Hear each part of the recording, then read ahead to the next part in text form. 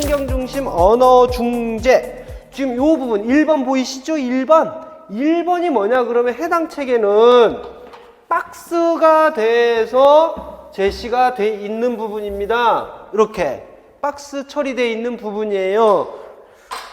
그래서 거기에 보면 물리적 환경 조절 전략이 돼 있다. 반응적 상호작용 전략이 추가됐다. 자, 조금 더 정확하게 우리가 알고 있는 바대로 다시 한번 정리를 해보게 되면 물리적 환경 조절 전략이 강화가 됐고 환경 조성 전략 맞죠? 환경 조성 전략이라고 하셔도 됩니다. 환경 조성 전략이 강화되었고 반응적 상호 전략은 추가된 거죠. 그게 뭐냐 그러면 강화된 환경중심 언어중재다. 이렇게 여러분들 보시면 되겠습니다. 그래서 그 밑에다가 물리적 환경조절과 반응적 상호작용 전략을 추가적으로 설명을 해놨습니다.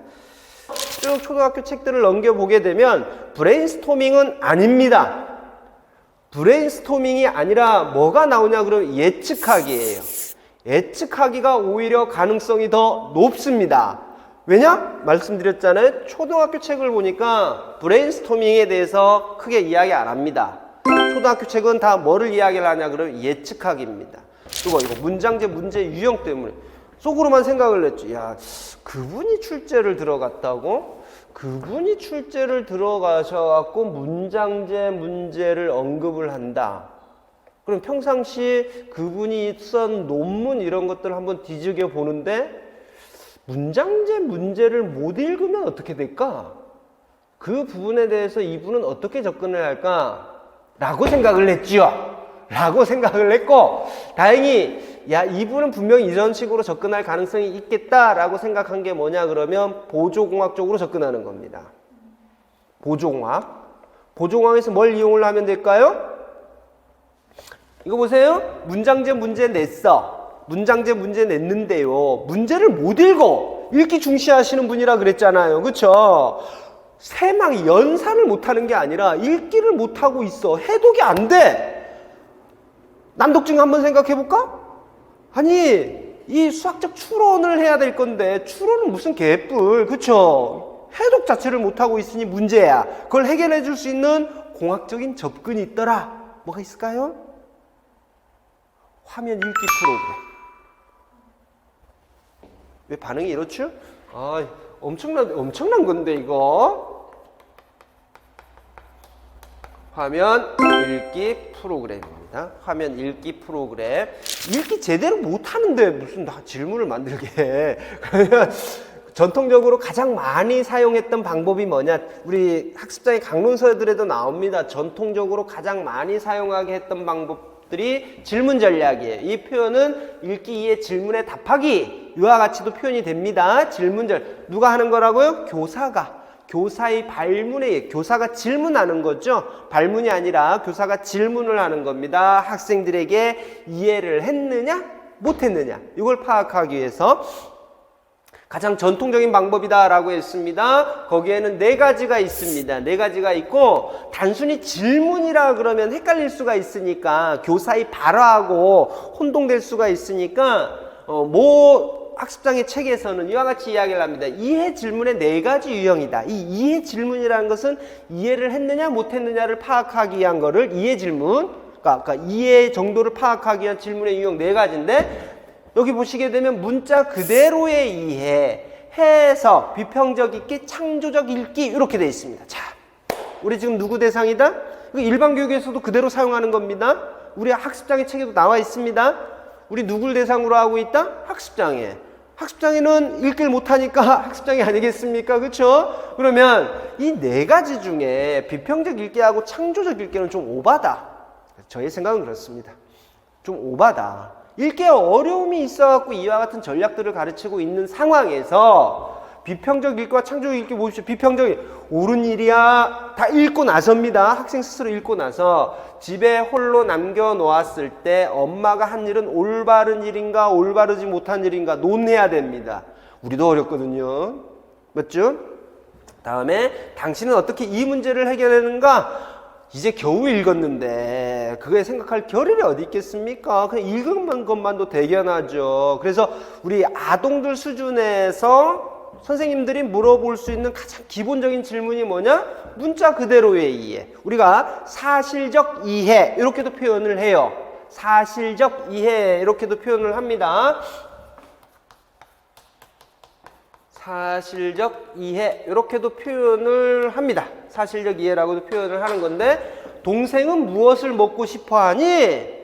나와 있는 거 그대로 읊으면 되겠죠. 그쵸? 생각할 필요가 없잖아. 내가 읽었으면 그 지문에 나와 있는 거 그대로 이야기하면 되는 것 문자 그대로에 동생이 블라블라블라 했는데 그 대화 내용을 보니까 지문의 내용을 보니까 이야기 글이 됐든 설명 글이 됐든 똑같은 겁니다. 라면, 초콜릿, 바나나 우유 이렇게 했으면 이 세 가지를 알고 있느냐 모르고 있느냐 찾아보면 되잖아요. 그렇죠? 그 부분을 문자 그대로의 이해. 더 깊게 생각할 필요가 없습니다. 지문에 나와 있는 거 그대로 이야기하는 거. 해석. 왜 과자는 선반 위에 있니? 나와 있죠. 글 구조에 대한 교수입니다. 글 구조. 글 구조는 우리가 두 가지를 이야기하는데 저는 어느 쪽이 나올까 많이 생각을 했어요. 이야기글 나올까 설명글 나올까. 근데 이야기글도 초등에 많이 나오고요. 설명글도 초등에 많이 나와. 실질적으로 이야기글도 나오고 설명글도 나옵니다. 뿐만 아니라 그러면 이야기 문법도 나오느냐? 이야기 문법 나와요. 이야기 문법 나오고 그 다음에 밑에 나와 있는 설명글의 구조에 나오면 우리가 세 가지 배우잖아요. 그렇죠? 이 세 가지도 초등책에 전부 나옵니다. 그러나 저는 찍었습니다. 뭘 찍었느냐? 글의 구조를 물어본다라고 하게 되면 초등에서 우리가 보게 되면 이야기글보다는 설명글 형태로 제시되어 있는 것들이 더욱 많을 수가 있다. 뿐만 아니라 우리 학생들을 보게 되면 이야기글보다는 설명글을 읽는데 더 많은 어려움을 느낄 수가 있겠다라는 거죠. 일상생활을 이야기한 스토리 형식으로 전개된 이야기 문법을 빌려와서 전개된 이야기글보다는 설명글의 형태를 더욱 어려워할 수가 있다.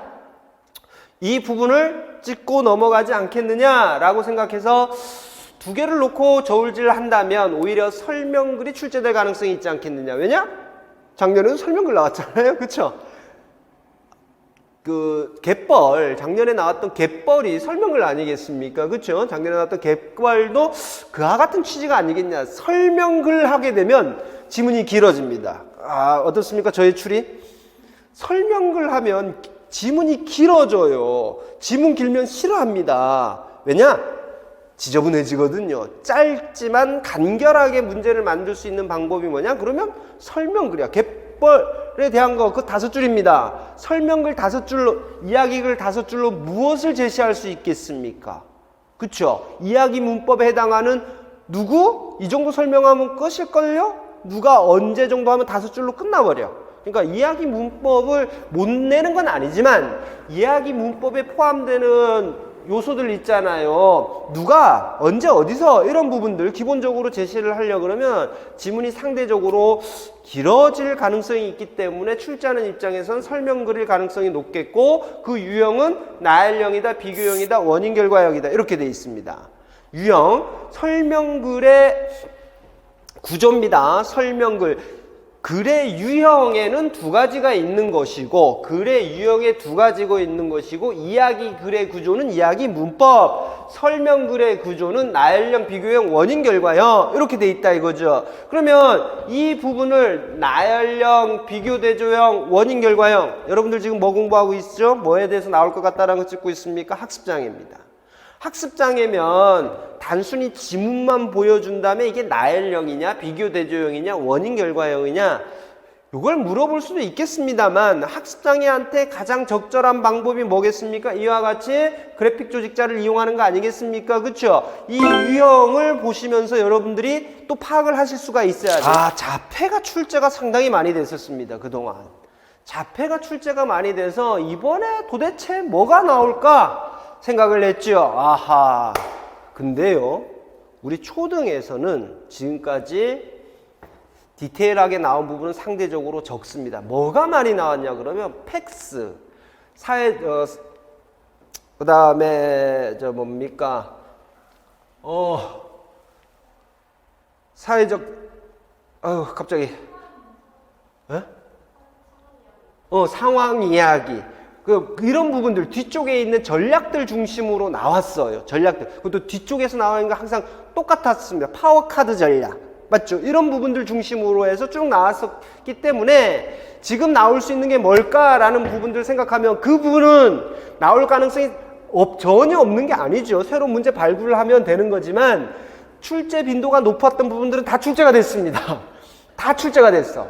그러면 이제 자폐에서 강조하고 있는 건데 출제되지 않은 부분이 뭘까? 이 부분 노려봐야 되겠죠? 그 부분이 이겁니다.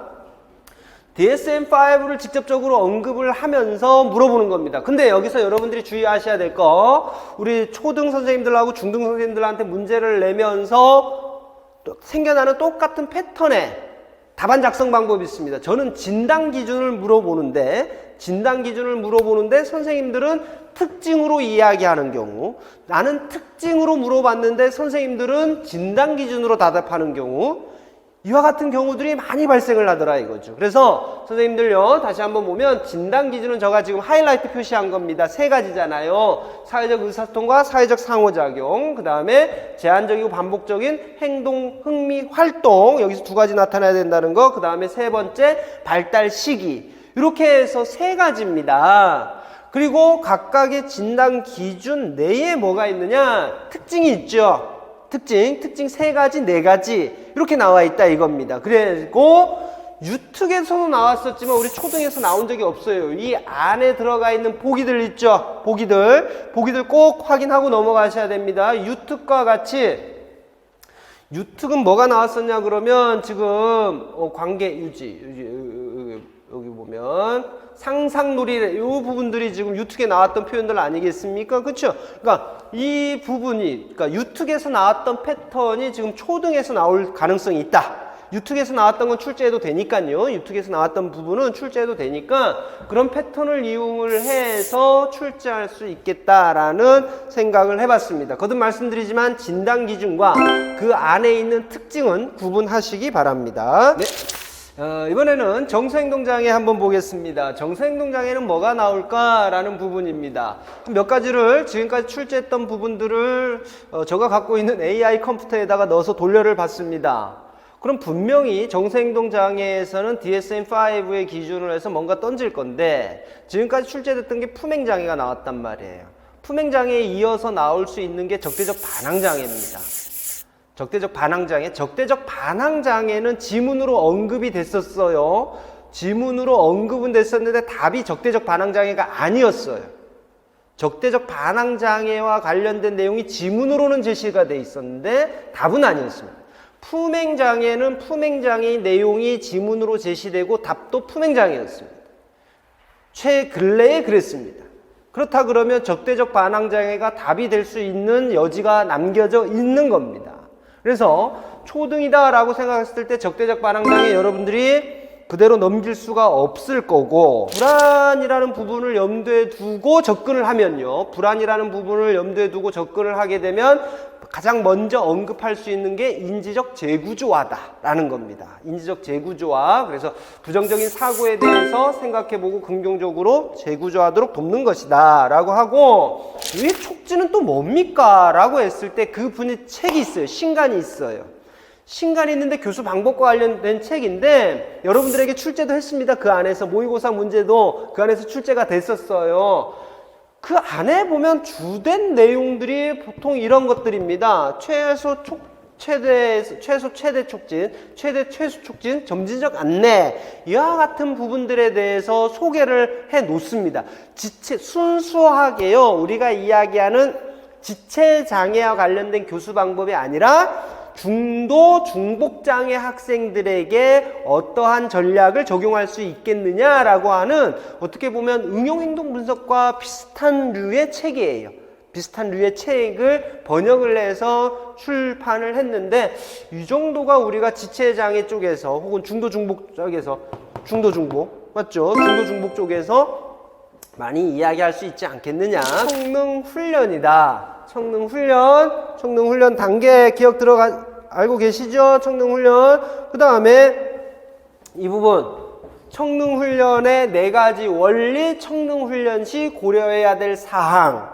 이렇게 표현됩니다. 청능훈련 시 고려해야 될 사항이나 청능훈련의 보편적인 원리나 똑같은 질문.